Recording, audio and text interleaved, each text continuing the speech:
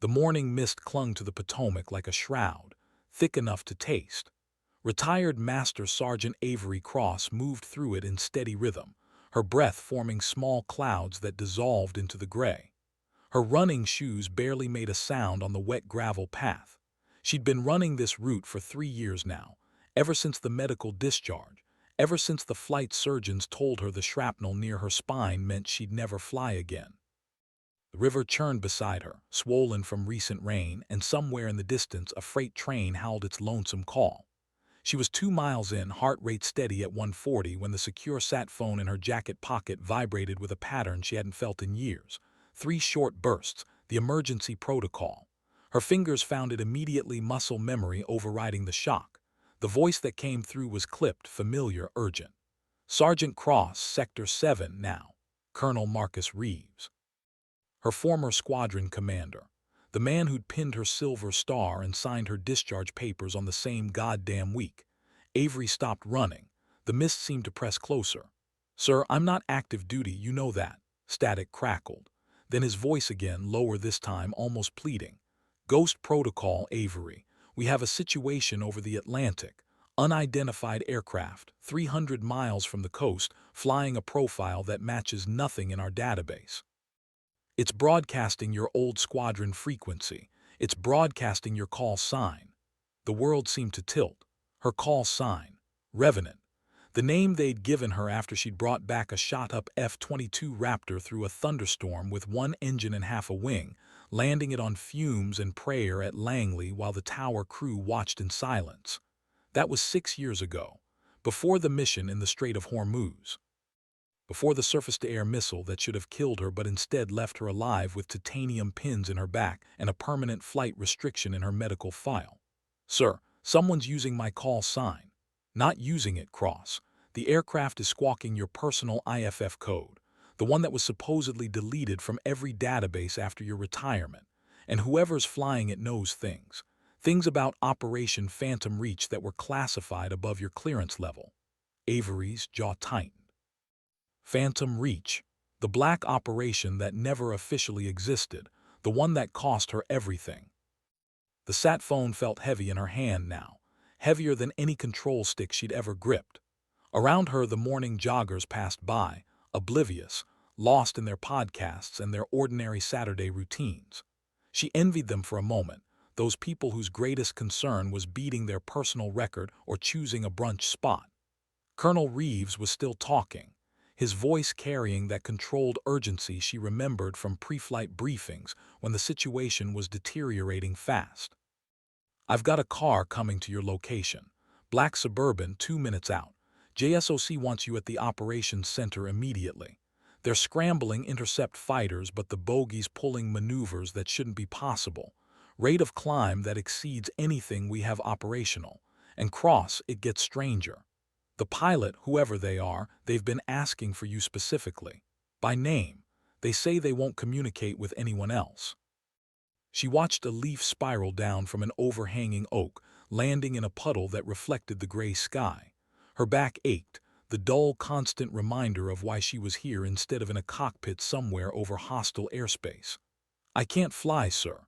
Medical restriction, permanent grounding. You signed the papers yourself." "I'm not asking you to fly. I'm asking you to help us identify who the hell is up there and what they want. Because right now we've got an unknown aircraft approaching American airspace with capabilities that make our best fighters look like crop dusters. And the only person they'll talk to is a retired pilot who's supposed to be jogging along the Potomac." The Suburban appeared through the mist, moving fast but quiet, its government plates barely visible. It stopped beside her without ceremony, rear door already opening. Inside she could see the glow of tactical displays, the silhouette of a communications officer with a headset. This wasn't a request. It was never a request when they sent the protocol phone. Avery climbed in, her running gear suddenly feeling absurdly casual against the serious faces inside. The door closed with a heavy thunk, and the vehicle accelerated smoothly back toward the city. The communications officer, a young Air Force lieutenant with sharp eyes and precisely trimmed hair, handed her a tablet without preamble. Ma'am, this is the radar track. Started appearing 4 hours ago, about 600 miles out. Initial speed was subsonic conventional profile. Then 30 minutes ago it accelerated. Mach 2.8. Then 3.5. Current speed is fluctuating, but it's maintaining an approach vector directly toward Washington airspace. Avery studied the display, her trained eyes picking apart the information instantly. The track was too clean, too deliberate. The pattern of approach spoke of someone who understood air defense systems intimately, who was threading through the gaps in coverage with surgical precision. Whoever was flying that aircraft knew exactly where the radar stations were positioned, knew the response times, knew the protocols. What about the IFF code? How is that possible? The lieutenant's expression remained neutral, but Avery caught the slight tension in her jaw. That's the part that has JSOC losing their minds, ma'am. Your personal identification code was supposed to be wiped from all systems after your retirement. Multiple redundancy checks, verification protocols, the whole 9 yards. But this signal is broadcasting it perfectly, including the daily rotating authentication key that shouldn't exist anymore outside of NSA's most secure servers. The Suburban took a corner fast, the driver clearly knowing every shortcut through Arlington. They were heading toward the Pentagon, Avery realized, not Langley. This was bigger than Air Force operations. This was joint command level, the kind of situation where every branch showed up with their best people and their worst fears. Her phone buzzed again, a text from an unknown number, just 3 words. Remember Kazakhstan, Revenant. Her blood went cold. Kazakhstan. The mission that didn't exist, the one buried under so many layers of classification that even she wasn't supposed to remember the details. The mission where her element had intercepted a stolen Russian prototype over the Caspian Sea, where the engagement had gone wrong, where her wingman had disappeared into a fireball, and she'd barely made it back with half her aircraft missing, and the flight recorder mysteriously corrupted. The mission that had earned her the classified commendation she couldn't tell anyone about, and the nightmares that still woke her at 3 in the morning. She showed the text to the lieutenant, whose face went pale. Ma'am, I need to report this. You do that, and tell Colonel Reeves that whoever's up there, they're not just broadcasting my call sign. They know things that only 3 people should know. 2 of them are in this car right now. The third one died over the Caspian 6 years ago. The words hung in the air like smoke. The lieutenant's fingers moved quickly over her own device, sending encrypted messages up the chain. Avery returned her attention to the radar display, watching the mysterious aircraft continue its inexorable approach. The track was mesmerizing in its confidence. The Pentagon's operations center was a controlled chaos of monitoring stations and display screens when they arrived. Avery followed the lieutenant through security checkpoints that scanned everything short of her DNA, past uniformed personnel who eyed her civilian running clothes with barely concealed confusion. The main situation room was 3 stories of technological prowess, a semicircle of workstations facing a massive central display that currently showed the entire Atlantic seaboard in glowing detail. The unknown aircraft was a pulsing red icon moving steadily westward. Colonel Reeves met her at the entrance, his gray hair slightly disheveled, his uniform showing the wrinkles of someone who'd been awake for too long. He was 62 now, close to mandatory retirement, but his eyes were still sharp. Cross, thank you for coming. He said it formally, as if she'd had a choice, as if protocol still mattered when the world was tilting sideways. Sir, what exactly am I looking at? He gestured toward the main display where a cluster of senior officers stood in tight discussion. 4 stars from every branch, the chairman of the Joint Chiefs, and several civilians in expensive suits who screamed intelligence community. That's the question nobody can answer. We've scrambled 2 F-22s from Langley, 2 more from Atlantic City. They're vectoring to intercept now. But Cross, we've already tried standard radio hails on every frequency. No response except on your old squadron channel, and even then it's just that same message repeating. Revenant, authenticate India Whiskey 7. That's your personal authentication code from Kazakhstan. Avery felt the room's attention shift toward her, dozens of eyes suddenly aware of who she was, what she represented. She'd always hated being the center of attention, preferred the solitude of the cockpit where it was just her and the machine and the infinite sky. India Whiskey 7 was a one-time code, sir, burned after use. That's protocol. Protocol that apparently someone decided to ignore. A new voice, authoritative and cold. Vice Admiral Catherine Park, JSOC commander, approached with the measured stride of someone used to being the most important person in any room. She was legendary, a surface warfare officer who'd commanded carrier groups before moving into joint operations. Her expression was absolutely unreadable. Master Sergeant Cross, your service record makes fascinating reading. 300 combat hours over hostile territory, 12 confirmed air-to-air kills, a silver star you can't talk about for an operation that never happened. And now someone claiming to be your dead wingman is flying an impossible aircraft toward American airspace while broadcasting codes that shouldn't exist. You'll forgive me if I find the coincidence troubling. The accusation was subtle but clear. Avery met the Admiral's gaze without flinching. Ma'am, with respect, Captain Sorin was killed in action over the Caspian Sea on November 14th, 6 years ago. I saw the explosion. I saw the debris field. There was no ejection, no beacon, no possibility of survival. We searched for 2 days before the mission was scrubbed. You saw an explosion, Admiral Park corrected, in a classified operation where the flight recorder was damaged and the full details remained sealed. Where the aircraft you claim was destroyed was an experimental Russian platform that was supposedly beyond their technological capability to produce. Where your own aircraft sustained damage consistent with far more than enemy fire. The implication was clear. They suspected her. Suspected she'd been turned somehow, suspected this was an elaborate setup. Avery felt anger rising but forced it down. Anger didn't belong in operational planning.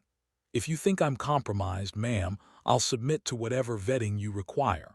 Polygraph, enhanced interrogation, neural scanning, whatever lets us focus on the actual threat instead of conspiracy theories. Colonel Reeves stepped between them, his voice carrying the weight of someone who'd commanded combat wings through 3 separate conflicts. The sergeant's loyalty isn't in question, Admiral, but her expertise is exactly what we need. Nobody alive knows more about that Kazakhstan mission than Cross. If this is related to that operation, she's our best asset for understanding what we're facing. On the main display, the red icon crossed another threshold, 200 miles from the coast. The intercept fighters were closing, their own icons converging on the unknown from different vectors. A tactical officer called out from his station, his voice professionally calm despite the impossible numbers he was reading. Bogey is now accelerating again. Mach 4.2, 4.6, Angels 55 and climbing. Sir, that's edge of space territory. Our fighters can't match that performance. The room fell silent except for the soft electronic hum of the systems. Mach 4.6 was scramjet territory, experimental propulsion that barely existed outside of DARPA laboratories. And the altitude meant whatever was up there was operating where normal aircraft couldn't function, where the air was too thin for conventional flight, where only the most advanced systems could maintain control. Avery stepped closer to the display, her mind automatically calculating intercept angles and energy states. The pattern was familiar, hauntingly so. It was a demonstration, she realized. Whoever was up there wasn't trying to evade. They were showing off, proving capabilities, making a statement. They're going to outrun the intercepts, she said quietly. The F-22s can't touch them at that speed and altitude. This is a capabilities demonstration. They want us to know what they can do. Admiral Park's expression hardened. Then we move to the next option. I'm authorizing weapons free. If they won't communicate and they won't land, we treat them as hostile. Wait. Avery's voice was sharper than she intended. Every eye in the room locked onto her. Ma'am, they haven't made any hostile moves. No weapon systems activated, no aggressive maneuvering. They're broadcasting old codes and asking for authentication. That's not an attack profile. That's someone trying to make contact under extreme security protocols. Or someone testing our defenses before the real attack begins. The Admiral turned to the tactical officer. I want surface-to-air batteries online. If that aircraft crosses into restricted airspace without proper clearance, I want authorization to engage. Colonel Reeves pulled Avery aside, his voice dropping to barely a whisper. You need to talk to them. If this really is about Kazakhstan, if someone survived that mission and has been dark for 6 years, you're the only link. The only person who might be able to prevent this from turning into an international incident. Or worse. Avery looked at the display, at the red icon that now represented something impossible, something that defied every understanding of what should be real. Captain Soren had been her wingman for 2 years, her friend for 3. They'd flown through sandstorms and surface-to-air fire, had saved each other's lives more times than she could count. If there was even a chance, even the smallest possibility that he'd somehow survived. But survival didn't explain the aircraft, didn't explain the impossible performance, didn't explain 6 years of silence. Get me a secure channel, she said finally. If they want Revenant, they'll get her. They set her up at a dedicated communication station, a horseshoe of displays and controls that felt uncomfortably like a cockpit and nothing like one at the same time. A communications specialist handed her a headset, adjusting the microphone boom with practiced efficiency. The room behind her had fallen into an expectant hush, dozens of personnel trying to pretend they weren't watching her every move. Avery closed her eyes for a moment, letting the familiar weight of the headset ground her. How many times had she done this? Hundreds of missions, thousands of hours of radio calls, everyone following the precise structure of military communication. But this was different. This was talking to a ghost. She opened her eyes and keyed the microphone, her voice falling into the old patterns automatically. Unknown aircraft, 300 miles bearing 075, this is Revenant. You requested authentication. I authenticate India Whiskey 7. Identify yourself and state your intentions. Static. For 10 long seconds there was only the hiss of encrypted channels searching for signal. Then a voice emerged from the noise, male, distorted by distance and possibly by design, but carrying something underneath that made her breath catch. Revenant, this is Wraith. Good to hear your voice again. Been a long time since Kazakhstan. The room exploded into activity behind her. Officers converging on displays, analysts pulling up files, the Admiral already ordering enhanced signal tracking. But Avery barely noticed. Wraith, Captain Michael Soren's call sign, the name he'd earned after a training exercise where he'd managed to sneak up on an aggressor squadron through a thunderstorm, appearing on their 6 like something out of a nightmare. The man who'd bought her coffee every morning for 2 years and never once asked for anything in return. The man who died in a fireball 6 years ago. Wraith went down over the Caspian, she said carefully, keeping her voice neutral, professional. I saw it happen, so whoever you are, you're not him. A sound that might have been a laugh came through the channel, bitter and tired. You saw what you were supposed to see, Rev, same as the satellites, same as the mission planners. But tell me something. Do you still have that scar on your left shoulder? The one from the ejection seat malfunction during Red Flag. The one you told everyone was from a cycling accident because you didn't want them to ground you. Avery's hand moved unconsciously to her shoulder. The scar was there, a thin line of puckered tissue that nobody knew about except the flight surgeon who'd stitched it up quietly and off the record, and Soren, who'd been waiting outside the medical bay with coffee and silence. She'd never written it up, never mentioned it in any official report. There was no way someone could know that from intelligence files or intercepted communications. No way unless they'd been there. That doesn't prove anything, she said, but her voice lacked conviction now. Could be a dozen ways you learned that. Could be. But how about this? After the Kazakhstan mission, after I was officially declared dead, you went to my parents' house in Montana. You sat with my mother for 3 hours and told her stories about our missions that you couldn't tell her because they were classified. You lied and said I died quickly, painlessly, that I never knew what hit me. But that was mercy. Rev, the truth would have destroyed her. Colonel Reeves was beside her now, his expression grave. How the hell does he know that? Avery shook her head. Her visit to the Soren family had been entirely private, off the books, on her own time during her medical leave. She'd driven 800 miles to a farmhouse in the shadow of the Rockies and had sat in a kitchen that smelled like fresh bread and old grief. There were no reports, no records, no surveillance that should have captured any of it, unless Soren really had somehow survived, unless he'd been watching from whatever dark hole he'd fallen into. "Mike," she said, dropping protocol, using his first name for the first time in years. "If that's really you, then where the hell have you been? Why the disappearance? Why the silence? Why are you flying an aircraft that shouldn't exist and making threats by approaching restricted airspace?" "Not threats," Reva returned.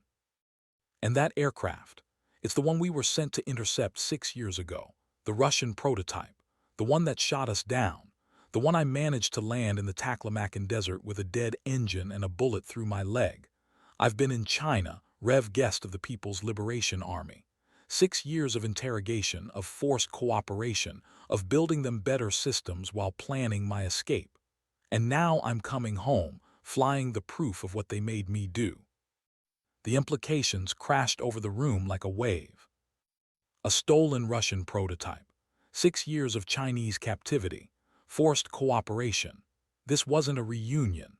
This was a defection crisis, an intelligence nightmare, and possibly the opening move of an international incident that could reshape global power dynamics.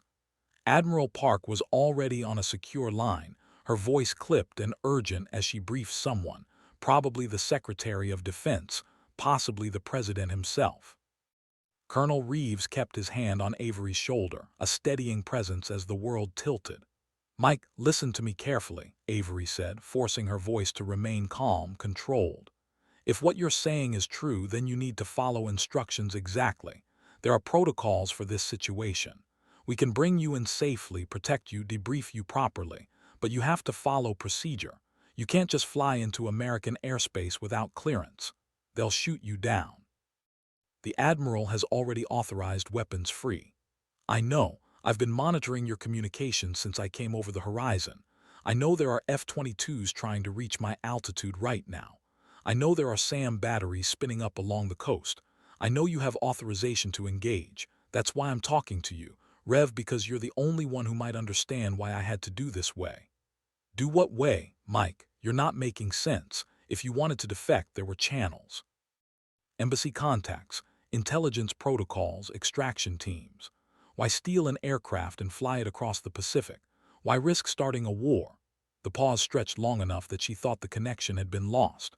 Then his voice came back, quieter now, carrying something that sounded like exhaustion or resignation or perhaps both. "Because this aircraft represents 6 years of work, Rev, 6 years of forced innovation, of being made to teach them everything I knew about American aviation technology. They built this using our secrets, our engineering, our tactical doctrine. I couldn't let them keep it, couldn't let them mass produce it. So I took it, and I've been flying for 18 hours straight across the Pacific, burning fuel I stole and using routes I memorized, all to bring this back before they could stop me. To bring the evidence back. To show what we're up against." Avery looked at the radar display. The impossible aircraft was now 150 miles out, still approaching at speeds that made conventional intercept nearly futile. Behind it, across the vast expanse of the Pacific, there was nothing. No pursuit aircraft, no Chinese fighters scrambling to recover their stolen prototype. Either Soren had been more clever than their entire air force, or they'd let him go. And if they'd let him go, that raised questions even more troubling than the alternative. "Why aren't they chasing you?" she asked. "They are. Just not where you're looking. Check your satellite intel from Guam. You'll find 2 squadrons of their latest J-20s sitting on the tarmac, pilots in cockpits ready to launch. They're waiting to see what you do, Rev, waiting to see if you shoot me down or bring me in. This is a test. They want to know if you're willing to fire on one of your own. Want to know if you'll destroy the evidence rather than admit what happened. Want to know if American intelligence can be trusted to do the right thing when the right thing is complicated." The tactical officer called out confirmation, his voice tight. "Sir, NRO confirms Chinese combat air patrol activity around Guam. Multiple aircraft, alert status. They're not pursuing, but they're definitely watching." Admiral Park ended her phone call and approached the communications station, her expression carved from ice. "Sergeant Cross, I don't care if that's Santa Claus himself up there flying Rudolph. An unauthorized aircraft with hostile capabilities is approaching American airspace while foreign powers watch our response. This is a no-win scenario, and the only way out is to bring that aircraft down before it becomes a bigger problem." "Ma'am, he's an American officer, possibly a prisoner of war returning home. We can't just shoot him down. He's flying a Chinese aircraft containing classified intelligence that could compromise national security if it's allowed to land intact. For all we know, this entire scenario is a psychological operation designed to get us to lower our guard. I have my orders, Sergeant. And you have yours. Convince him to ditch that aircraft in the ocean, or we will bring it down by force." Avery turned back to the microphone, her mind racing through options, through scenarios, through 6 years of friendship and the weight of decisions that could start or prevent conflicts. The red icon on the display was now 100 miles out, crossing into the engagement zone where the shore-based missile batteries would have clean shots. Time was running out. "Mike, you need to eject. Right now. Punch out and let the aircraft crash into the ocean. We'll recover you, bring you in safe, and you can tell us everything about what happened. But you can't bring that aircraft into American airspace. They won't allow it. Can't do that. Rev, this aircraft has intelligence value beyond anything you're imagining. Technical specifications, communication protocols, manufacturing techniques, tactical doctrine. 6 years of Chinese innovation is built into every system. You shoot this down, you lose all of it. China wins. If you bring it in, you might start a war. Is that what you want? I want the truth to matter, Rev. I want the sacrifice to mean something. I didn't survive 6 years of captivity just to crash into the ocean 60 miles from home because it's politically convenient. I'm coming in, and I'm trusting you to make sure they don't shoot me down." The channel went silent. On the display, the aircraft continued its approach, unwavering, determined.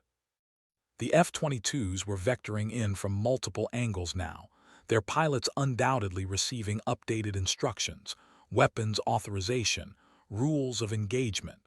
In minutes, they would be in firing position. In minutes, this would end one way or another.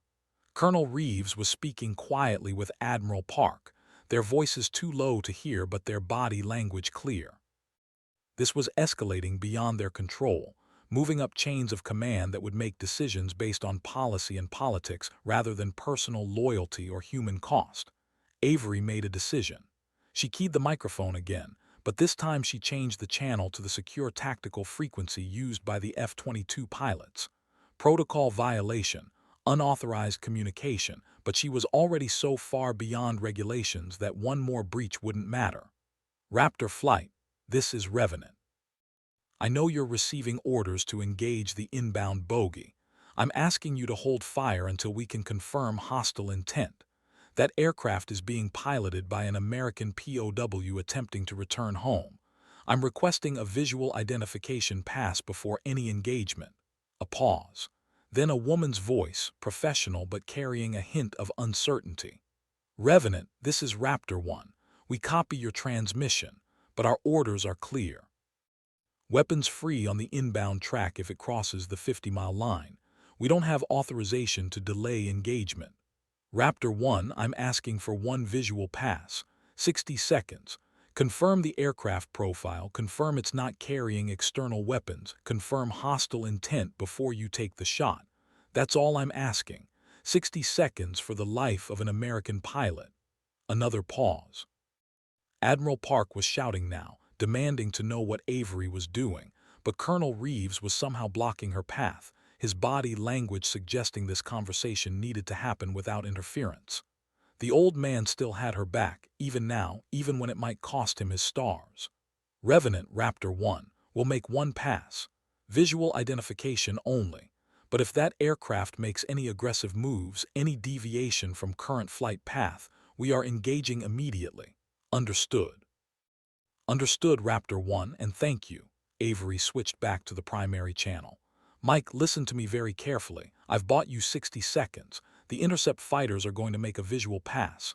You need to keep your aircraft stable, no aggressive maneuvering, no targeting systems active, no weapons deployment. Show them you're not a threat. Give them a reason to hesitate.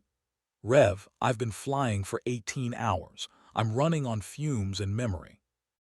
This aircraft wasn't designed for this kind of endurance flight.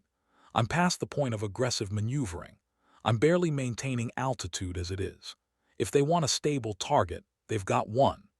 The display showed the converging tracks, the geometry of interception playing out in real time.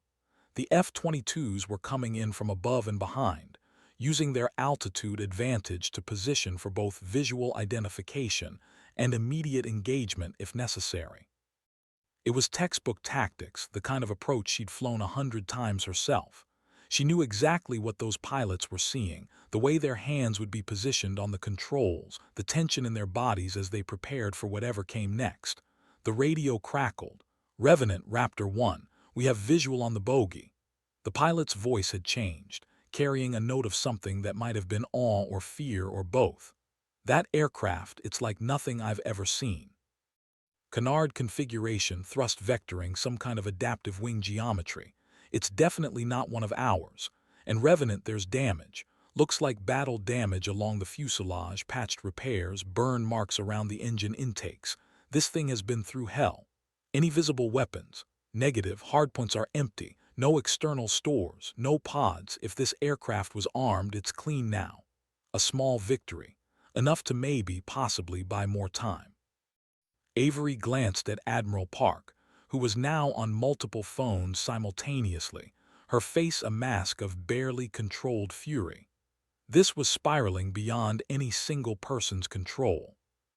The decision would come from somewhere higher, somewhere in the chain of command where people made calculations about acceptable losses and strategic implications. "Raptor 1, maintain your position but hold fire unless directly threatened. I'm going to try to talk him down." She switched channels again, her voice carrying every ounce of authority and desperation she could muster. "Mike, the fighters are holding fire, but this situation is unstable. You need to give me something to work with. Tell me you have a plan for landing this thing. Tell me you're not just going to fly into restricted airspace and force them to make an impossible choice." His voice came back, weaker now, the exhaustion finally bleeding through. "There's an auxiliary field about 30 miles inland. Old Strategic Air Command base, mostly abandoned now, but the runway is still intact. I did reconnaissance on satellite imagery during my planning. If you can get me clearance, I can put this bird down there. Remote location, minimal civilian exposure, enough space for whatever security protocols they want to establish." Avery pulled up mapping data, found the location he was referencing. He was right. An old Cold War installation, decommissioned in the 90s but maintained minimally for emergency use.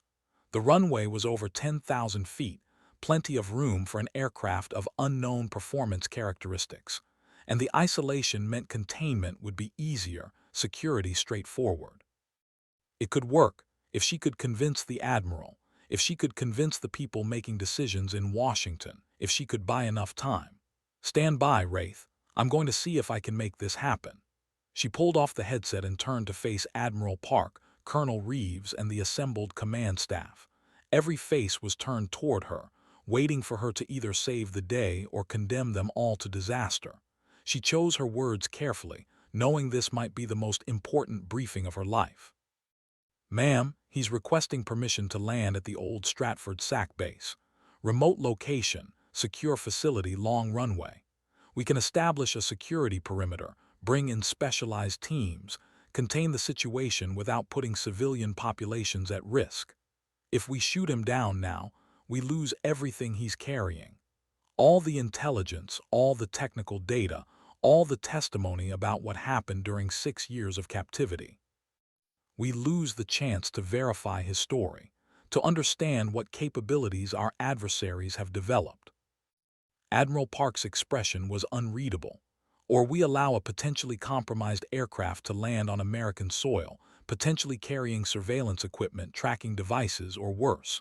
We risk giving our adversaries a propaganda victory if this is an elaborate setup. We risk looking weak if we're seen negotiating with what amounts to a defector flying stolen equipment. He's not a defector, ma'am. He's a prisoner of war coming home. And yes, it's complicated. Yes, it's risky. But since when do we abandon our people because the situation is difficult? The admiral held her gaze for a long moment. Behind her, the displays showed the aircraft now 70 miles out, the intercept fighters maintaining formation, the missile batteries tracking and waiting. The whole world seemed to be holding its breath. Colonel Reeves, what's your assessment? The old pilot stepped forward, his voice carrying the weight of 4 decades of service. Ma'am, I trained both Cross and Soren. I know their capabilities, their character, their dedication. If Soren says he's coming home, I believe him. If Cross says we should give him a chance, I trust her judgment. The risk is real, but so is the potential intelligence gain. And frankly, shooting down an American pilot who's asking for help doesn't sit well with me, regardless of the complications. Another long pause. Then Admiral Park nodded slowly. I'm going to authorize the landing. But understand this is happening under the most stringent security protocols we have. That aircraft will be met by every asset we can bring to bear. If Soren makes one wrong move, if that aircraft does anything unexpected, we bring it down immediately. And Cross, you're coming with me. If this is really your old wingman, you're going to be the first person he sees when that canopy opens. And you're going to help us determine if he's who he says he is or if this is the opening move of something worse. Avery nodded, relief and apprehension mixing in equal measure. She returned to the communications station, pulled on the headset, keyed the microphone. Wraith, Revenant, you're cleared for Stratford. Approach heading 270, descend to Angels 20. Be advised you're going to have company all the way in. Multiple fighters, ground units, the whole welcome wagon. Any deviation from flight path will be met with immediate termination. Acknowledge. Copy that. Rev heading 270, descending to 20,000. And Rev, thank you for believing, for fighting for me. I won't let you down. The convoy moved fast through Maryland countryside, a line of black vehicles flanked by military police and armed response teams. Avery sat in the lead Suburban beside Admiral Park, watching the landscape blur past while her mind raced through every possible scenario. Colonel Reeves was in the vehicle behind them, coordinating with the tactical teams being deployed to Stratford. The old base was being secured by Special Operations Forces, every building cleared, every approach covered. This would be the most watched landing in aviation history. The sat phone buzzed with updates every few minutes. The aircraft was descending as instructed, maintaining the designated flight path, making no aggressive moves. The F-22s were in close formation now, their pilots providing running commentary on every detail they could observe. The damage Raptor 1 had mentioned was extensive, they reported. Whoever had flown this thing across the Pacific had done so with an aircraft that should probably never have left the ground. Tell me about Kazakhstan, Admiral Park said suddenly. She was looking out the window, her tone almost casual, but Avery heard the steel underneath.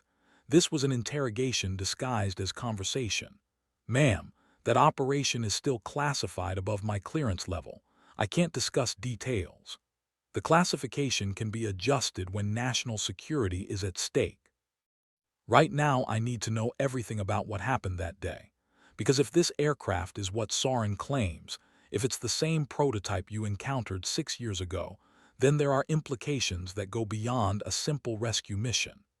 Avery chose her words carefully, aware she was navigating through a minefield of security protocols and personal loyalty.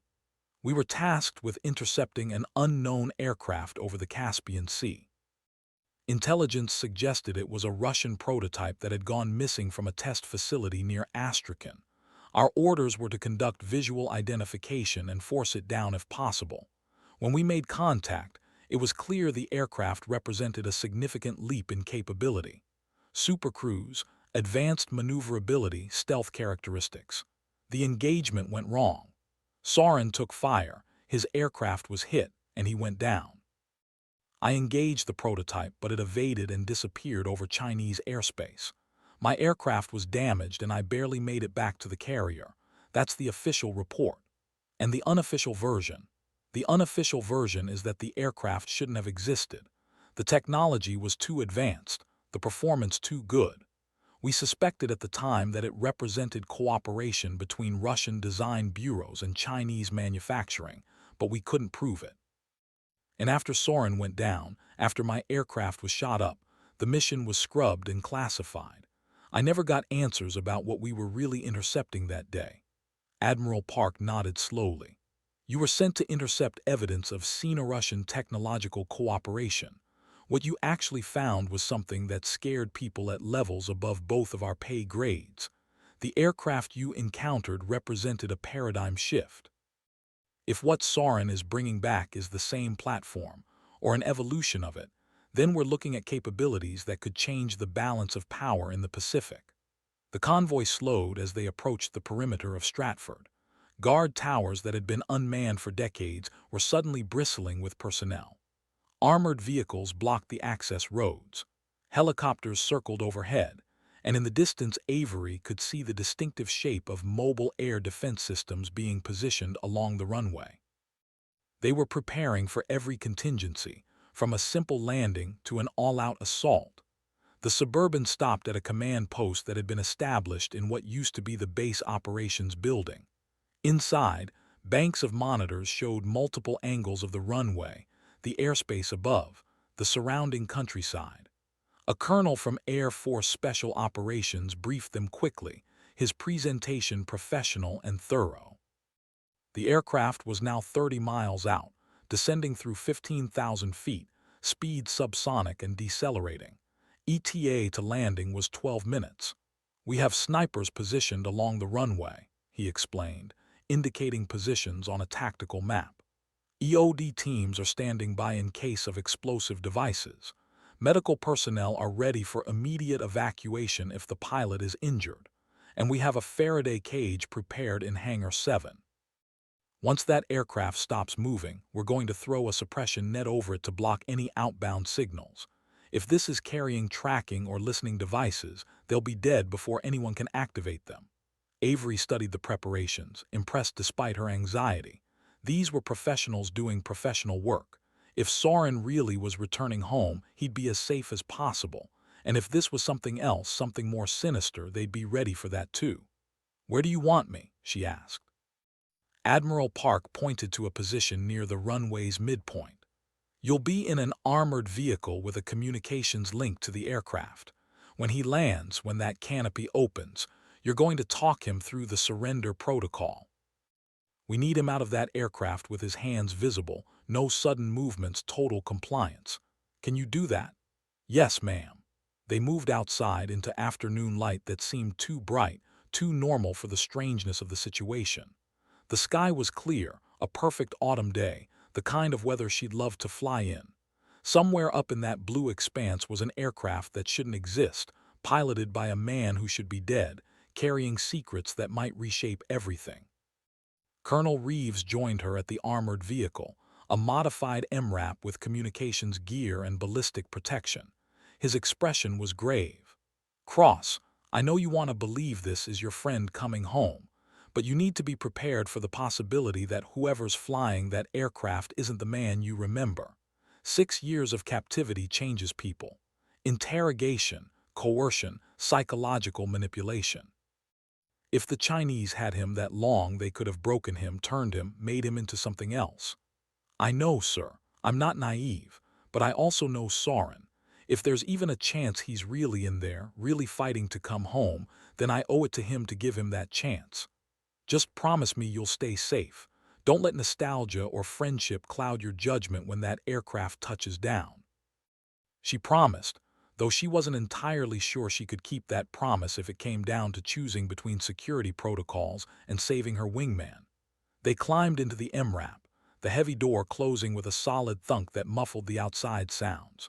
Inside was a cocoon of technology, screens showing multiple camera angles, radio equipment tuned to every relevant frequency. A communications specialist sat at the controls, his hands moving efficiently across the board. "Aircraft is now 15 miles out," he reported. "Tower has him on visual approach. Weather is clear, winds light and variable. Conditions are optimal for landing." Avery pulled on a headset and keyed the channel to the approaching aircraft. "Wraith, Revenant, I'm positioned near the runway. When you touch down, follow the lead vehicle to the designated parking area. Shut down all systems and exit the aircraft slowly with your hands visible. Do not deviate from these instructions. There are multiple weapon systems trained on you. Acknowledge. Copy all, rev inbound for landing. And rev whatever happens next, whatever they find when they debrief me, I want you to know the truth. Everything I did over there, every piece of information I gave them, it was under duress. They had ways of making cooperation seem like the only option. I'm not proud of it, but I never stopped being an American pilot. Never stopped planning to bring this evidence home. Never stopped thinking about that day over the Caspian and what we left unfinished. His voice carried weight, layers of pain and regret that 6 years had carved deep. Avery felt her throat tighten. Whatever was about to happen, whatever truths emerged from this situation, she knew one thing with certainty. The man in that aircraft had suffered, had endured, had somehow survived when survival should have been impossible. Just get this aircraft on the ground, Mike. We'll sort out the rest later. The speaker crackled and then fell silent. On the monitors she could see it now, a dark shape against the blue sky descending on final approach. The aircraft was unlike anything she'd seen before, even in classified briefings on foreign capabilities. The canards were swept forward.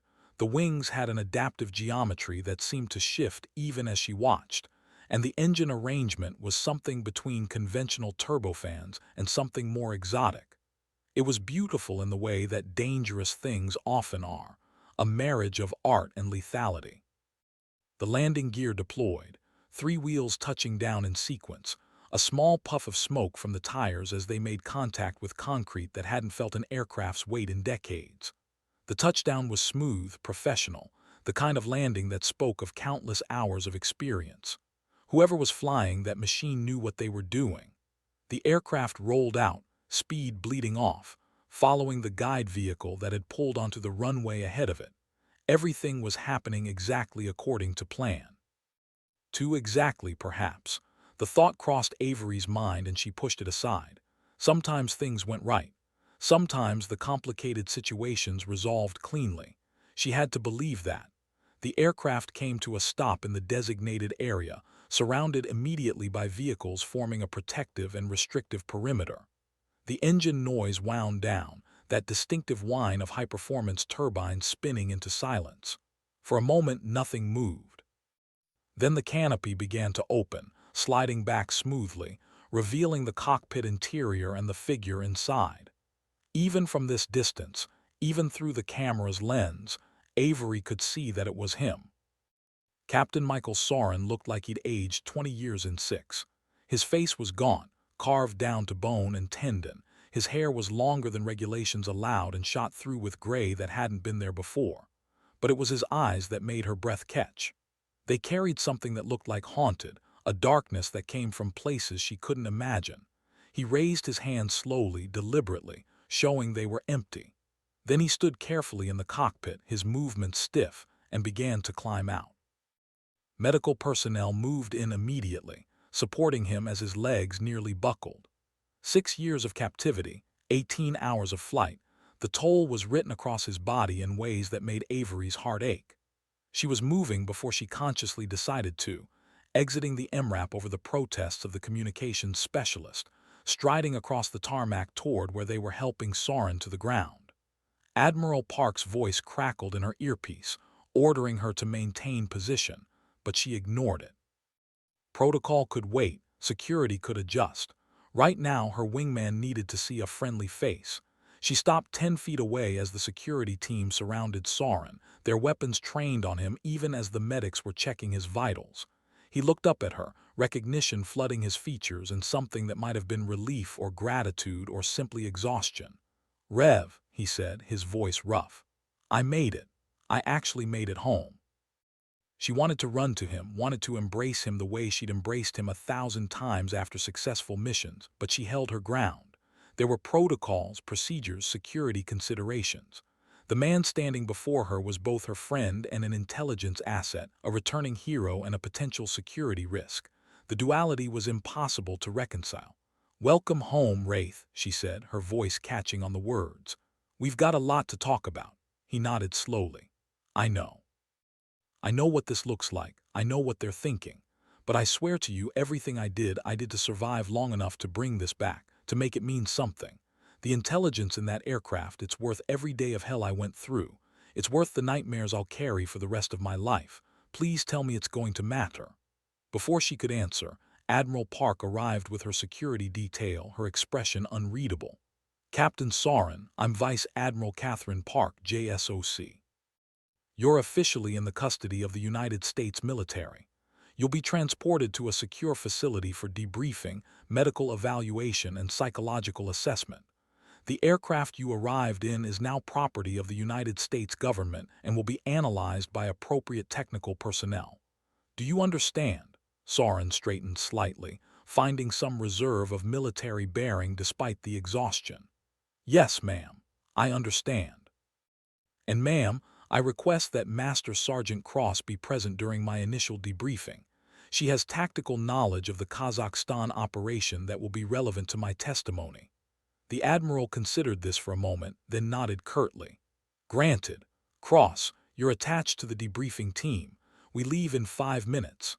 They loaded Soren into an armored medical vehicle, the kind used for transporting high-value targets through hostile territory. Avery climbed in beside him, watching as medics hooked him up to monitoring equipment and started IV fluids. He looked smaller somehow, diminished by whatever he'd endured, but his eyes were still sharp when they met hers. "I'm sorry," he said quietly, "for everything.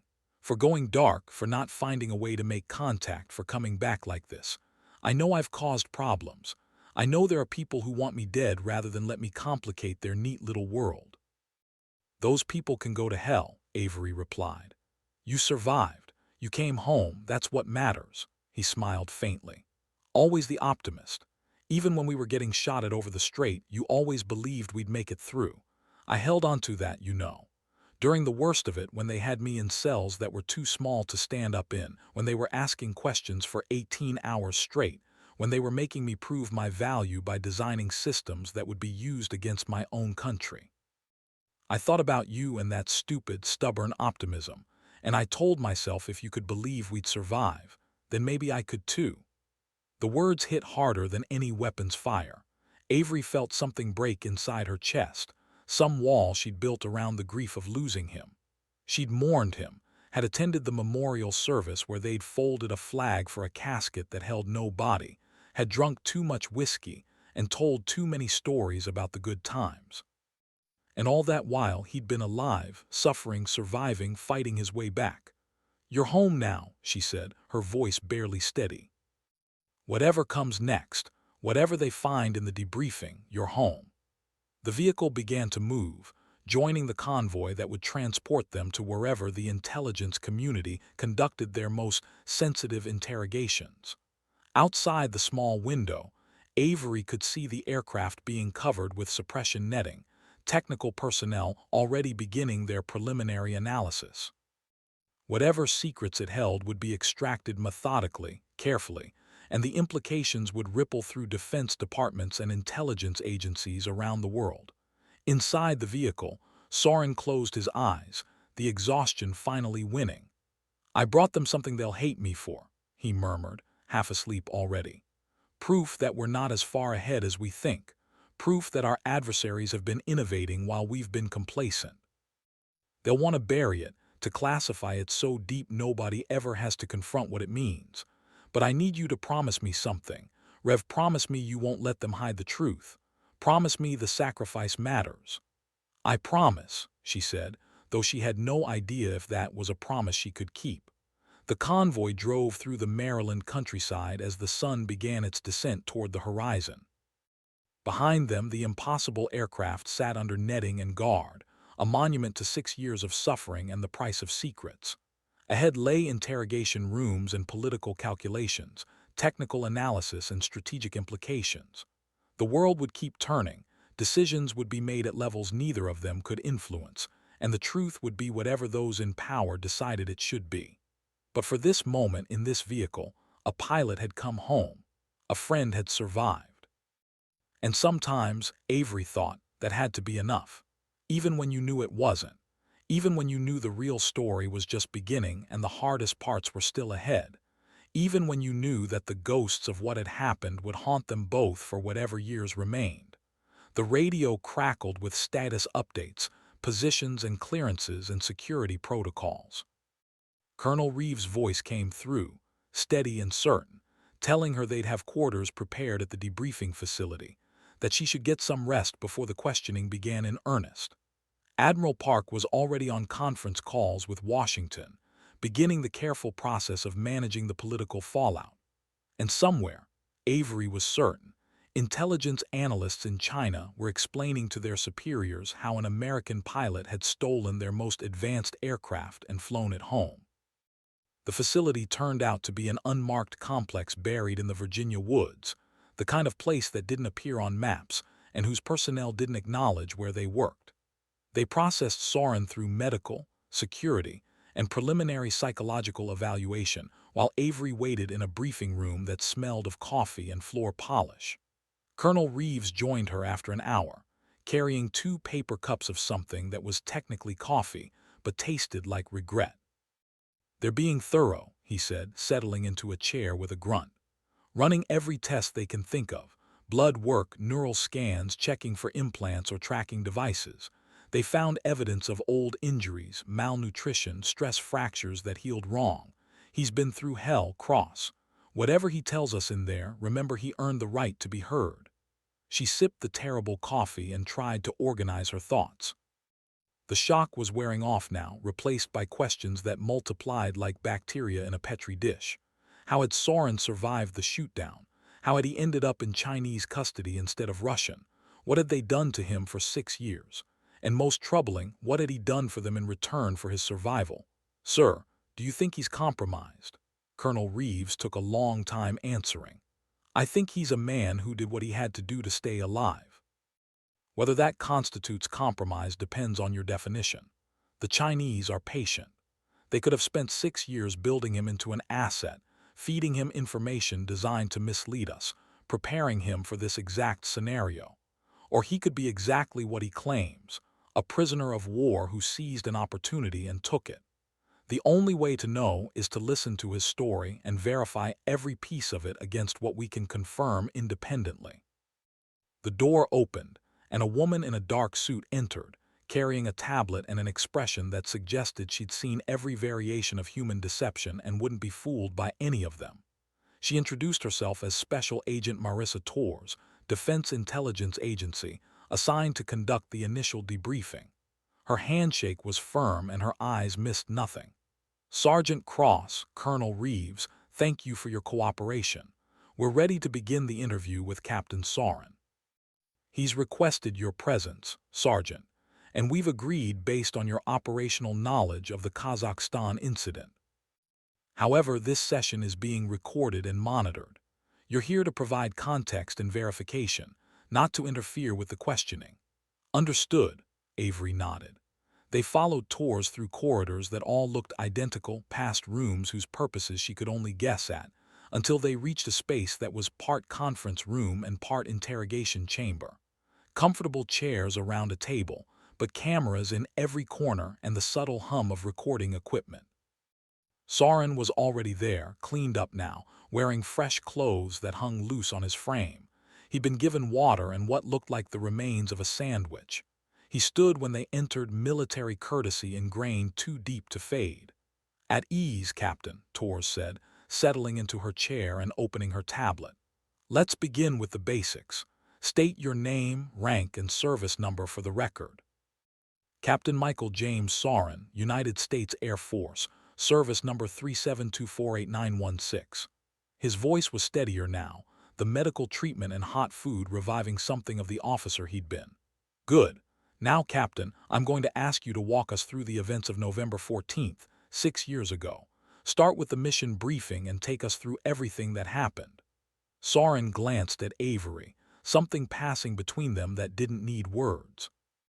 Then he began to speak, his voice settling into the rhythmic cadence of mission debriefing, the structured way pilots told their stories when the stories were almost too big to tell. "We launched from the carrier at 0600 local time.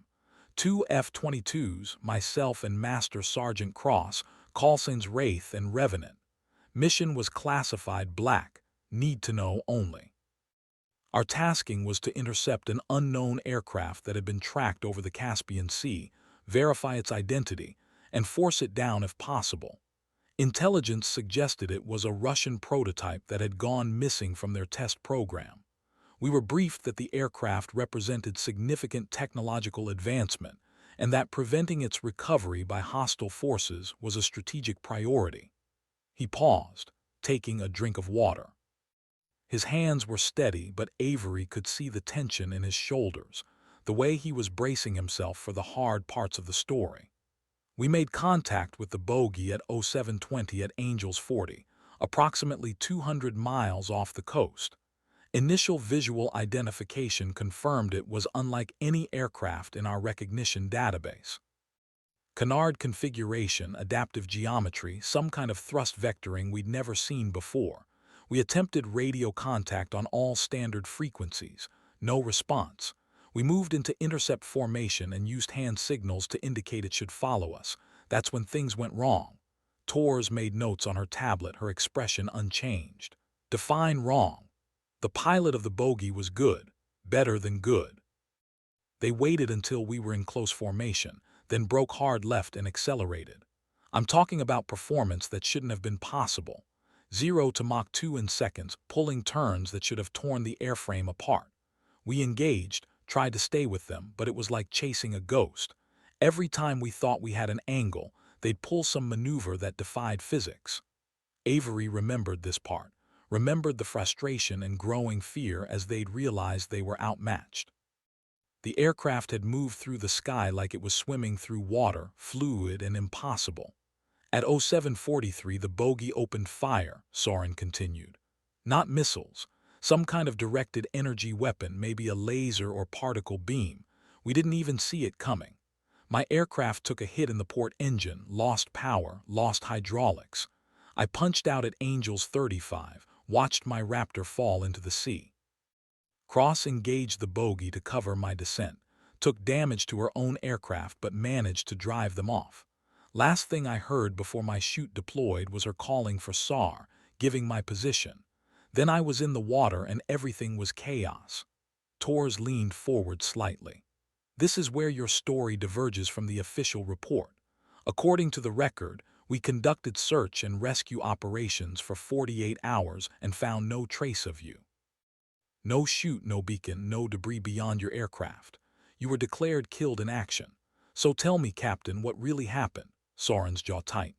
I survived the water landing, got out of my chute before it could drown me. I had my survival radio, but the battery was damaged in the ejection. I could receive but not transmit. I heard the SAR birds searching, heard them calling my name, but I couldn't respond. I was in the water for 6 hours before a fishing vessel picked me up. Chinese flagged, crew that spoke no English, but they pulled me aboard and gave me blankets and hot soup. I thought I was being rescued. I thought they'd take me to port and I'd be repatriated through diplomatic channels. He laughed, a bitter sound. I was naive. The vessel rendezvoused with a Chinese naval frigate that night. I was transferred aboard in restraints. They told me I was being detained for violating Chinese territorial waters, which was a lie. The engagement happened in international airspace, but they didn't care about truth. They cared about opportunity. They had an American fighter pilot who'd engaged an unknown aircraft with advanced capabilities. They wanted to know everything I knew about that encounter and about American aviation technology in general. Tor's expression remained neutral. So you became a prisoner of war. That's the polite term. I became a source, an asset, a tool they used to extract information about American military capabilities. They kept me in a facility outside of Beijing for the first year. Interrogation every day, sometimes twice a day. They were professional about it, methodical. No physical torture, not at first, just psychological pressure, isolation, sleep deprivation. They showed me videos of my memorial service, told me everyone thought I was dead, that nobody was coming for me. They offered me a choice: cooperate and live comfortably, or resist and disappear completely. Avery felt sick. She'd been at that memorial service, had stood in her dress uniform while they played taps and folded the flag. All that time he'd been alive, watching from some cell in China, knowing the world thought he was gone. "What did you tell them?" Tors asked. Soren met her eyes directly. "Everything they asked. I'm not proud of it, but I'm not ashamed either. I did what I had to do to survive. I told them about F-22 capabilities, tactical doctrine, training procedures. I drew diagrams of avionics systems and explained engagement protocols. But I was also strategic about it. I gave them information they could have obtained from other sources, things that were technically accurate but not operationally critical. I played the broken prisoner while keeping the truly important secrets locked away. Such as? Such as the real capabilities of our electronic warfare systems, such as the specific details of our beyond visual range engagement doctrine, such as the locations of our forward operating bases in the Pacific. I gave them the technical manual, but not the operational reality. And all the while I was learning about them, about their programs, their capabilities, their gaps in understanding. I was preparing for an escape that would matter, that would bring back intelligence worth the cost of everything I'd given up. Tors made more notes. Avery could see Colonel Reeves in the corner, his face carefully blank, but she knew him well enough to read the tension in his posture. This was the nightmare scenario, the captured pilot who'd been forced to cooperate. Whether Soren's choices were justifiable would be debated by people who'd never faced interrogation, who'd never had to weigh survival against loyalty. After the first year, things changed, Soren continued. They moved me to a different facility, one attached to their aviation research center. They wanted more than just information now. They wanted me to help them design systems to apply American engineering principles to their problems. They were developing that aircraft, the one I flew home. It was based on the Russian prototype we'd engaged, but they'd been modifying it, improving it, pushing the boundaries of what was possible, and they wanted my expertise to make it better. You helped them build an advanced fighter aircraft. Tor's voice was flat, but the accusation underneath was clear. I helped them solve technical problems that they would have solved anyway, Soren replied. I wasn't the only foreign expert they had working on the project. There were Russians, Ukrainians, even a defector from Britain. We were all prisoners in our own ways, all trading our knowledge for better treatment, for the hope of eventually getting out. And while I was working on their aircraft, I was memorizing every detail, every design choice, every manufacturing technique, every capability and limitation. I was building a map in my head of exactly what they could do and what they couldn't. And planning your escape, Colonel Reeves said quietly. Soren nodded. For 5 years I worked on that aircraft. For 5 years I earned their trust, proved my value, positioned myself as an essential asset. They gave me more freedom, let me into areas that should have been restricted, trusted me to solve problems without constant supervision. And then 3 weeks ago everything changed. There was an incident during a test flight. One of their pilots pushed the aircraft too hard, exceeded the performance envelope, lost control. The crash was catastrophic. They needed to prepare another aircraft for an important demonstration, a show of capability for their military leadership, and they needed someone who understood the systems intimately enough to verify it was ready. They chose me. Tors leaned back in her chair, studying Soren with an intensity that would have made most people uncomfortable. You saw an opportunity. I saw the only opportunity I might ever get. The aircraft was fueled, armed, and ready for a demonstration flight. Security was focused on the political visitors, on making sure everything looked impressive for the generals and party officials. Nobody was watching the aircraft itself because it was locked down in a secure hangar. Except I'd spent 5 years learning that facility, learning the protocols, learning the blind spots. I knew if I could get to that aircraft, if I could get it started and out of the hangar before anyone realized what was happening, I might have enough time to get clear. So you stole it, Tors said. I reclaimed it, Soren corrected. That aircraft was built using American intelligence, American engineering principles, technology that they stole or coerced from prisoners like me. In a very real sense, it belonged to us already. I just accelerated the repatriation process. Avery almost smiled despite the gravity of the situation. That was the Soren she remembered, the one who could find dark humor even in impossible circumstances. But Torres wasn't amused. Walk me through the escape, every detail. Soren's expression grew distant, remembering. The demonstration was scheduled for 0900 local time.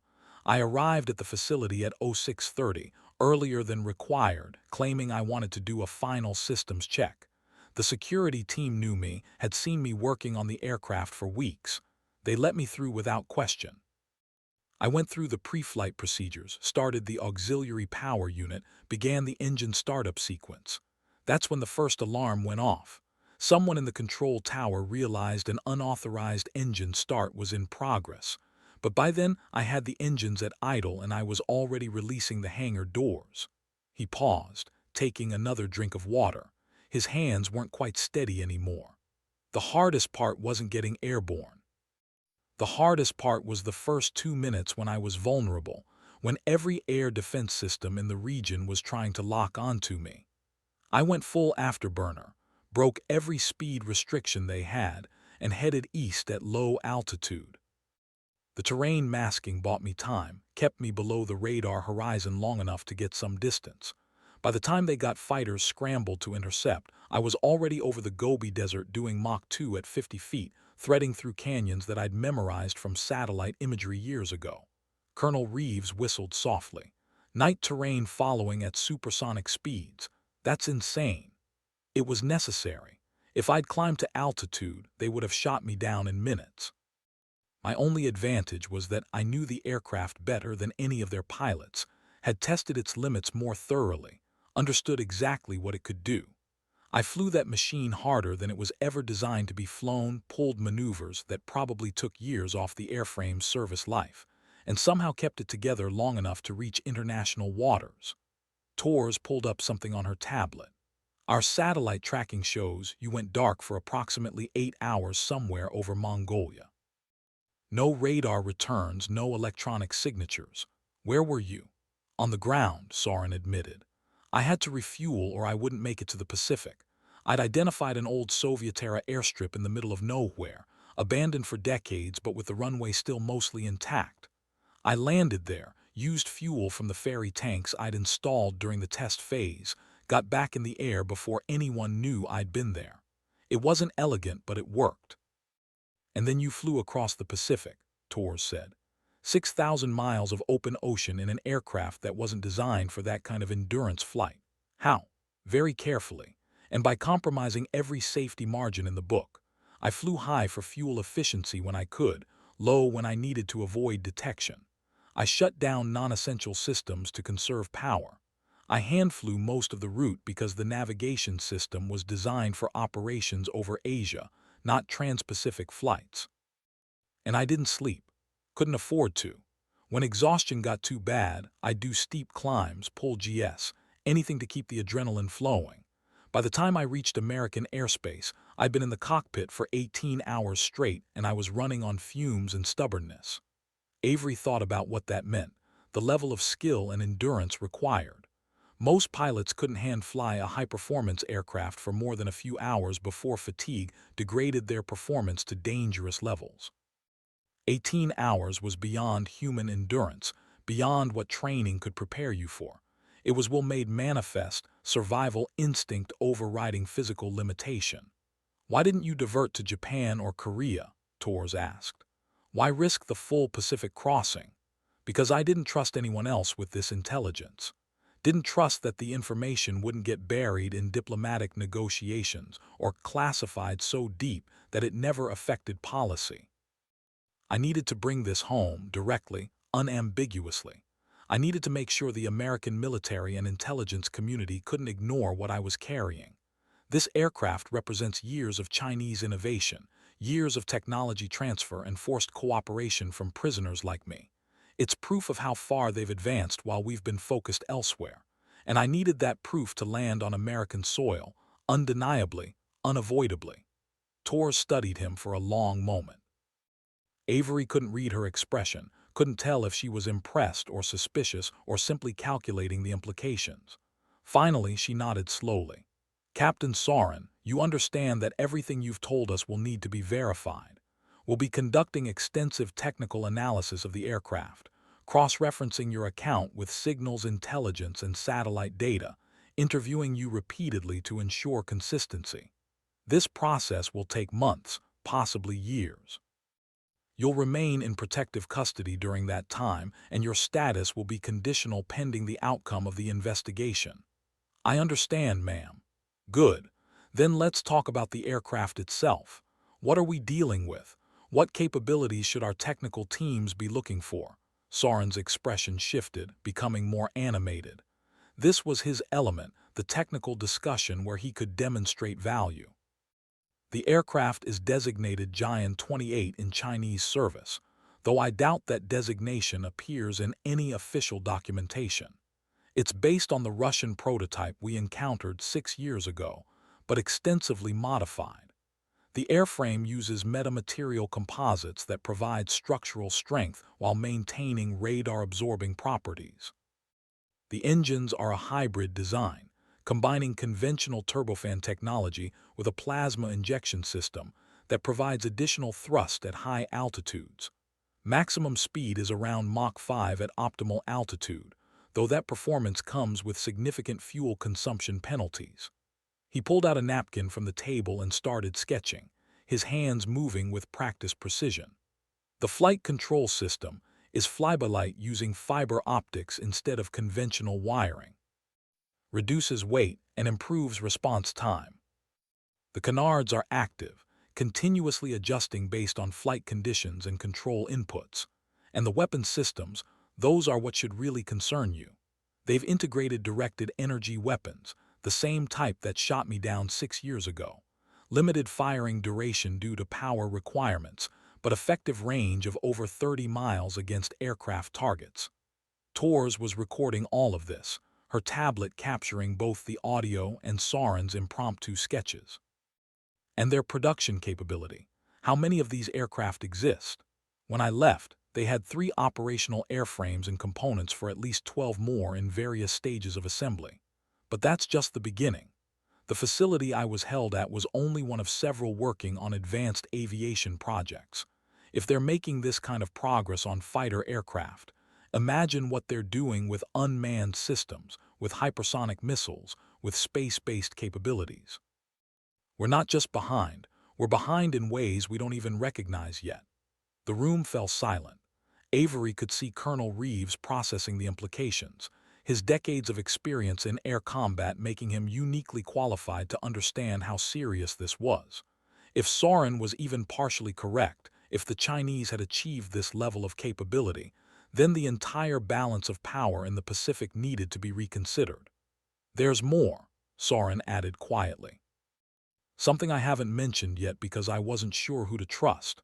The aircraft has a black box, a secure data recorder that captures everything. Every test flight, every performance parameter, every conversation in the cockpit during the development phase. It's all there, encrypted with a system I helped design. I can decrypt it. And when I do, you'll have access to years of Chinese aviation development data.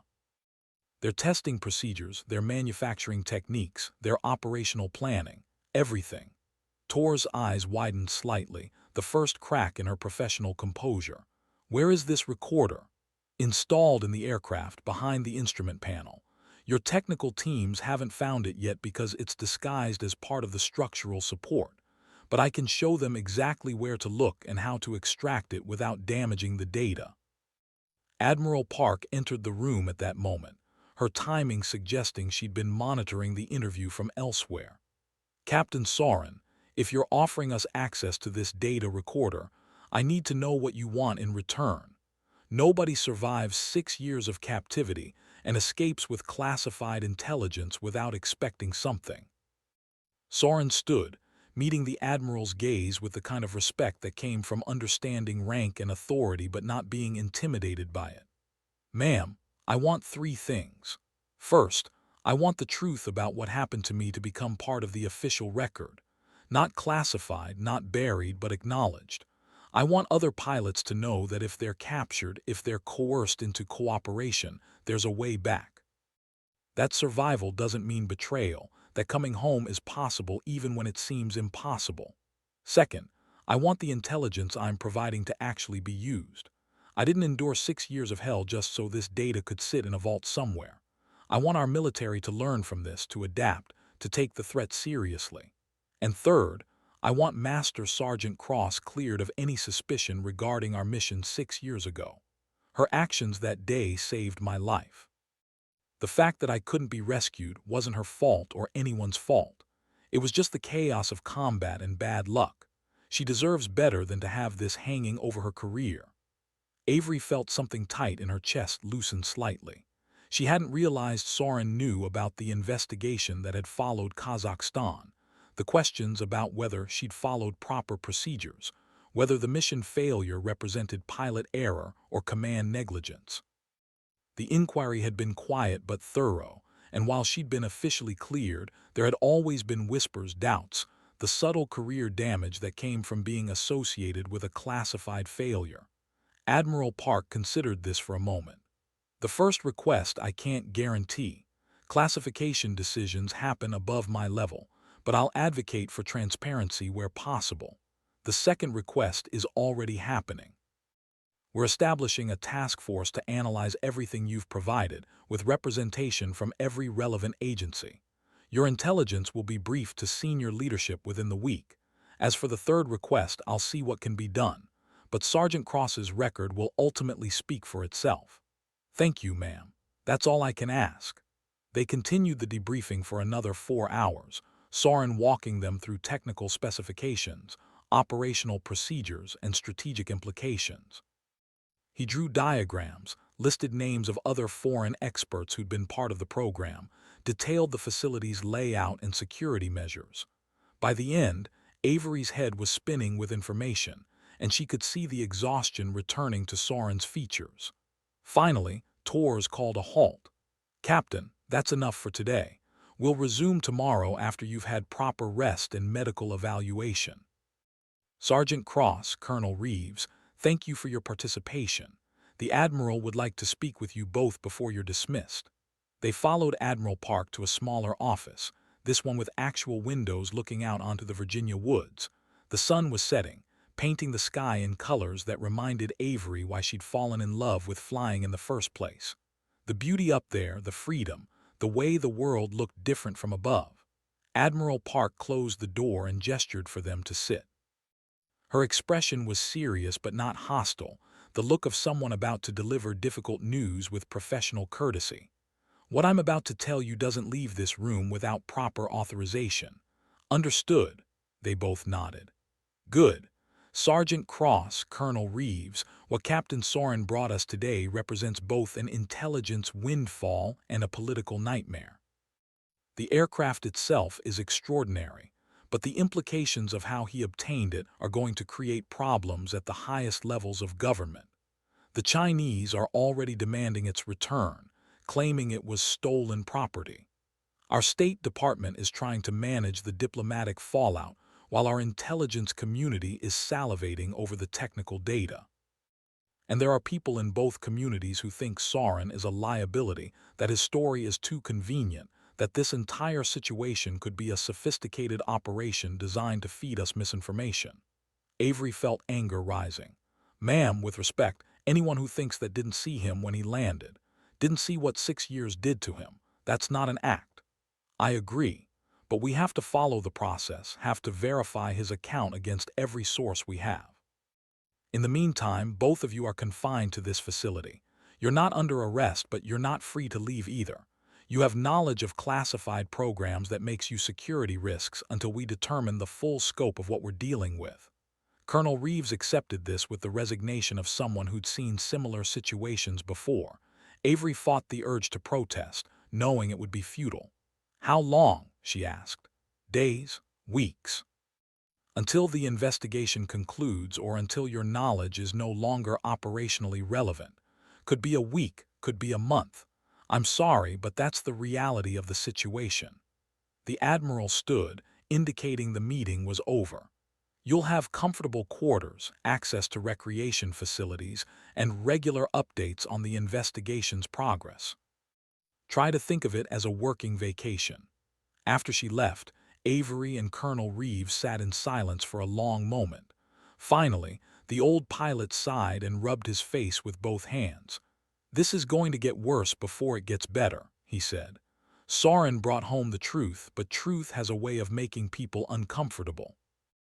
There are going to be questions about why we didn't know about Chinese capabilities sooner, about whether our intelligence community was asleep at the wheel, about whether our technological advantage has evaporated while we were focused on other threats.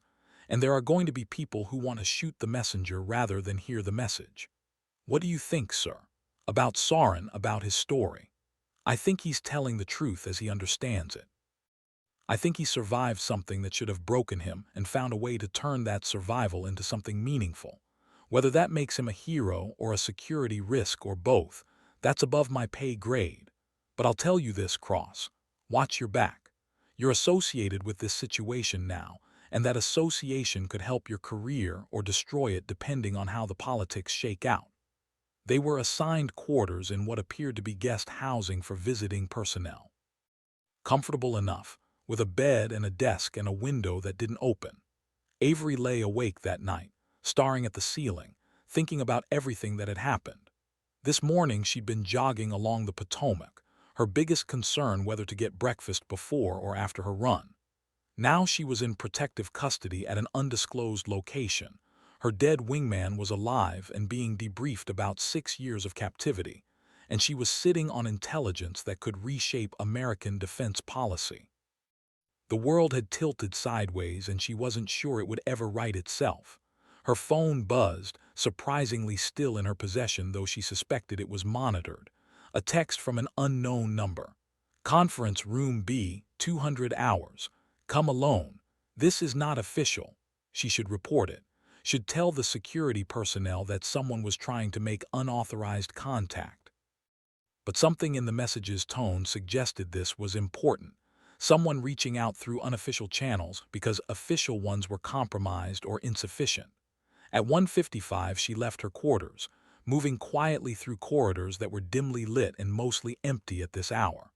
Conference Room B was on the second floor, past security checkpoints that were unmanned in the early morning hours. She found it easily, pushed open the door, and stopped. The room contained 2 people, Colonel Reeves, which wasn't surprising, and a man in his 60s wearing a suit that screamed intelligence community, his expression neutral but his eyes sharp. He gestured for her to sit. "Sergeant Cross, thank you for coming. I'm Robert Marchant, Deputy Director of the Defense Intelligence Agency. This conversation is off the record and will not be acknowledged by anyone. Colonel Reeves is here because he's one of the few people in the military I trust implicitly, and because his tactical expertise will be valuable for what I'm about to propose." Avery sat, her mind racing through implications and possibilities. "Sir, I'll be direct. Captain Soren's return and the intelligence he's provided represents an opportunity we can't afford to waste.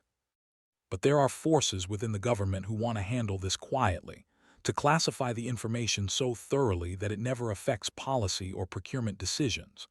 They're afraid of what it means, afraid of admitting we've fallen behind, afraid of the budget battles and strategic reassessments that would be required if we acknowledge the truth." He pulled out a tablet and displayed several images: aircraft designs, technical schematics, satellite imagery of Chinese military facilities. "This is a fraction of what we've obtained from the data recorder Soren mentioned, and it's worse than he described. The Chinese aren't just catching up to American capabilities. In some areas, they've surpassed us. Their directed energy weapons are more advanced than anything we have operational. Their manufacturing techniques are producing aircraft at a rate we can't match, and their operational planning suggests they're preparing for a conflict in the Pacific within the next 5 years. Avery felt cold despite the comfortable temperature. "Why are you telling me this?" "Because I need people I can trust to help me make sure this intelligence doesn't get buried. Soren is under constant supervision, every word he says monitored and controlled. But you, Sergeant Cross, you're in a unique position. You were there at the beginning, you understand the operational context, and you have credibility within the aviation community. If you were to write a report to brief senior commanders to speak at classified conferences, people would listen. You're asking me to be a whistleblower. I'm asking you to be a truth teller. There's a difference. Everything I'm suggesting would be through proper channels, properly classified, following all appropriate protocols. But sometimes the truth needs advocates, people willing to push against institutional inertia and political convenience. Colonel Reeves spoke for the first time. Marchand approached me 3 days ago, before any of this started. He had intelligence suggesting someone was planning to approach American airspace with a stolen Chinese aircraft. He wanted me ready to advocate for bringing the pilot in safely rather than shooting them down. That's why I was so quick to support your recommendations earlier. Avery looked between them, understanding slowly dawning. This had been planned, or at least anticipated. Marchand had positioned pieces on the board before the game even started, ensuring that when Soren made his move, there would be people in place to support it. You knew he was coming. I knew someone was planning an escape attempt. Chinese intelligence isn't as secure as they think it is. We have assets, sources, methods that gave us hints about a foreign expert planning something dramatic. I didn't know it was Soren until he started broadcasting your call sign, but I knew it was important enough to ensure the right people were in the right places when it happened. Marchand pulled up another image, this one showing a congressional hearing room. In 2 weeks, there's a closed-door briefing for the Senate Armed Services Committee. They're going to hear testimony about future threats to American air superiority. I want you there, Sergeant Cross. I want you to tell them about Kazakhstan, about what you encountered 6 years ago and what it meant. I want you to brief them on the capabilities of the aircraft Soren brought back. And I want you to explain why this matters, why we can't afford to ignore or downplay these developments. Ma'am, Reeves added, his voice gentle, you have the operational experience and the tactical knowledge to make this real for them. These are politicians who understand budgets and votes but not the reality of aerial combat. You can bridge that gap. You can make them understand why this is urgent. Avery thought about it, turning the implications over in her mind. This was dangerous ground, political and operational mixed in ways that could enhance or destroy careers. But it was also necessary. Soren had risked everything to bring this intelligence home. The least she could do was help ensure it was heard. I'll do it, she said finally, but I want one thing in return. Marchand smiled slightly. Name it. I want access to Soren, regular access, not supervised debriefings. He's been alone for 6 years. He needs to know someone's in his corner, someone who remembers who he was before all of this. Can you arrange that? Already done. You'll have clearance to visit him daily within reason and security protocols. Consider it compensation for your cooperation. They talked for another hour, Marchand outlining what he needed, what the briefing would cover, what questions she should anticipate. By the time they finished, the sun was starting to rise outside, painting the Virginia woods in shades of gold and amber. Avery returned to her quarters and tried to sleep, but her mind was racing with everything that had happened, everything that was still to come. The next 2 weeks were a blur of debriefings, technical analysis, and preparation. Avery spent hours with Soren, listening to his stories about captivity, about the small acts of resistance that had kept him sane, about the hope that had sustained him through years of isolation. He was different now, scarred by experience in ways that would never fully heal, but he was still fundamentally the same man she'd known, still capable of dark humor and sharp insight, still committed to something larger than himself. The technical teams confirmed everything he'd told them about the aircraft. The metamaterial composites, the hybrid engine design, the directed energy weapons, all of it matched his descriptions. The data recorder yielded terabytes of information, years of test flights and development work that would take months to fully analyze. And the implications were exactly as troubling as Marchand had suggested. The Chinese had achieved capabilities that American defense planners had assumed were a decade away. On the morning of the congressional briefing, Avery put on her dress uniform for the first time in years. The ribbons felt heavy, the weight of service and sacrifice made manifest. Colonel Reeves met her at the entrance to the Capitol building, his own uniform equally decorated with the evidence of a long career. "You ready for this?" he asked. "No, but I'm doing it anyway." The hearing room was smaller than she'd expected, wood-paneled and serious, with senators sitting in a semicircle and staff members positioned along the walls. Security was intense, multiple layers of clearance required just to enter the building. Marchant was there, along with Admiral Park and several other senior officials whose faces she recognized from classified briefings. The chairman of the Senate Armed Services Committee called the session to order. He was a veteran himself, a former Army officer who'd served in Iraq and understood military matters better than most politicians. His opening remarks were brief and to the point. They were here to discuss future threats to American air superiority and to hear testimony from personnel who had direct operational experience with emerging capabilities. Avery was the third witness. She approached the table where a microphone waited, sat down, and took a breath. Then she began to speak, telling the story of Kazakhstan, of the aircraft they'd encountered that shouldn't have existed, of Soren's shoot-down and the 6 years that followed. She described the capabilities of the aircraft he'd brought back, using precise technical language but also metaphors and comparisons that made the threat comprehensible. She talked about what it felt like to be outmatched in aerial combat, to face an opponent who could do things your training said were impossible. The senators listened intently, some taking notes, others simply absorbing. When she finished her prepared remarks, the questions began. They were sharp, probing, sometimes skeptical. How could the Chinese have advanced so quickly? Why hadn't intelligence agencies detected these developments earlier? What would it cost to counter these capabilities? How immediate was the threat? Avery answered as honestly as she could, acknowledging uncertainty where it existed, emphasizing urgency where it was warranted. She told them about Soren's sacrifice, about what he'd endured to bring this intelligence home, about why his story mattered beyond the technical details. And she made them understand that this wasn't theoretical. This was real, present, and accelerating. After 3 hours, the chairman called for a recess. Avery stepped outside, her voice hoarse from talking, and found Marchant waiting. "You did well," he said. "Better than well. I've already heard from 2 committee members that they're prepared to fight for increased funding for next-generation aircraft programs. You may have just changed the trajectory of American defense policy." I just told them the truth. Sometimes that's the most powerful thing you can do. The hearing reconvened for afternoon sessions, with other witnesses providing technical details and strategic assessments. Avery sat in the audience now, watching the process unfold, seeing how information became policy, became funding, became capability.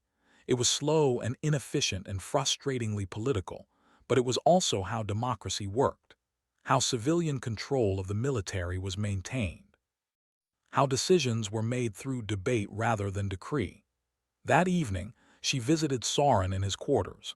He was reading, a stack of books beside his bed suggesting he was trying to catch up on 6 years of missed literature. He looked up when she entered, setting the book aside. "How did it go?" "I think we made a difference. I think people are listening." "Good. That's all I wanted for it to matter." They talked late into the night about everything and nothing, about their time as wingmen, about the missions they'd flown together, about the future that seemed both uncertain and somehow more hopeful than it had that morning. Eventually, Avery stood to leave, but Soren stopped her with a question. "Rev, do you ever regret it? The flying, the service, the sacrifices?" She thought about it carefully, knowing he deserved an honest answer. "I regret that you suffered. I regret that we lost 6 years of friendship. But I don't regret the choice to serve, to fly, to be part of something larger than myself. We do this job because someone has to. Because freedom isn't free and security doesn't maintain itself. Because there are threats in the world that require skilled people willing to face them. You proved that, Mike. You endured hell and came back with truth. That matters more than the regrets." He nodded slowly. "Then it was worth it, all of it. Thank you for believing in me." 2 months later, Avery received orders. She was being reinstated to flight status, the medical restrictions mysteriously lifted or reinterpreted. More than that, she was being assigned to a new unit, one that didn't officially exist, tasked with developing tactics and doctrine to counter advanced aircraft like the one Soren had brought home. Colonel Reeves would be commanding the unit. Soren, once his debriefings were complete and his reliability confirmed, would be joining as a technical advisor. They were going to take the lessons learned and turn them into operational capability. They were going to ensure that the next time American pilots encountered impossible aircraft, they'd be ready. The story had come full circle, from that morning jog along the Potomac to congressional briefings to a new mission, from loss to recovery to redemption. It wasn't a clean ending. There were still investigations ongoing, still diplomatic tensions with China, still classified aspects that would never be fully disclosed. But it was an ending that felt like a beginning. Avery reported to her new unit on a clear morning that reminded her of Kazakhstan, of that day 6 years ago when everything had changed. The base was remote, secure, dedicated to classified work. The flight line held aircraft that represented the cutting edge of American aviation technology. And there, waiting beside an F-22 Raptor, was Mike Soren, looking healthier now, some of the darkness lifted from his eyes. "Ready to fly again, Revenant," he called out. She walked toward him, toward the aircraft, toward the sky that had always been home. "Always ready, Wraith, always." They climbed into separate cockpits, went through pre-flight checks with the familiar rhythm of pilots who'd flown together enough to anticipate each other's moves. The engine spun up, that beautiful turbine whine that spoke of power and precision. Tower cleared them for takeoff. Side by side they accelerated down the runway, lifted into the morning sky and climbed toward the sun. Below them the world fell away, all its complications and compromises reduced to distant abstraction. Up here there was just the aircraft, the mission, the trust between wingmen. Up here the impossible had happened, and because it had happened once they knew it could happen again. They could survive. They could endure. They could bring truth home no matter the cost. The radio crackled. "Revenant, Wraith. Form up on me. Let's see what these birds can do." She slid her aircraft into position off his wing, the two F-22s moving in perfect synchronization. They banked east, toward the rising sun, toward training missions that would prepare them for threats both known and yet to emerge. And as they flew, Avery thought about the journey that had brought them here, about the morning jog interrupted by an impossible call, about the aircraft that shouldn't have existed and the pilot who shouldn't have survived, about the truth that had demanded to be told regardless of how inconvenient or dangerous it was, about the way the sky looked in the early morning, full of possibility and peril in equal measure. They had been tested by circumstances beyond their control. They had been broken and rebuilt, separated and reunited. They had paid prices in blood and time and sacrifice, but they had also prevailed, had taken the worst the world could offer and transformed it into something that mattered, had proved that loyalty and skill and stubborn refusal to quit could overcome even the impossible. The radio crackled again. Colonel Reeves this time from the ground. "Flight, this is base. You're cleared for the training area. Put on a good show. We've got visitors from the Pentagon watching. Show them what American pilots can do." Avery smiled inside her oxygen mask. "Copy that, base. Revenant and Wraith are proceeding to the training area. We'll make it memorable." And they did.